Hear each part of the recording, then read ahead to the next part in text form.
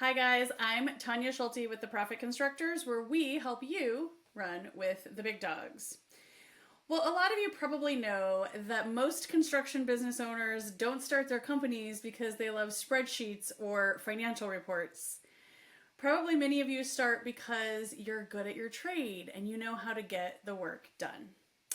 The business side of construction, though, is something most people have to learn over time. It doesn't come automatically, and it doesn't come all at once. Recently, one of our clients, Dennis in Florida, wrote to us and said, "Although I'm not one to sugarcoat anything and am pretty straightforward with people, I have nothing but positive things to say about the Profit Constructors. You guys have been amazing to work with and really make the business part of the business easy."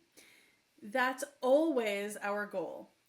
Not to turn contractors into accountants, but to make the business side clear, organized, and usable so it supports the work you're already great at. If you're figuring out where to focus, start with what feels hardest right now. Do I have clarity on job profitability?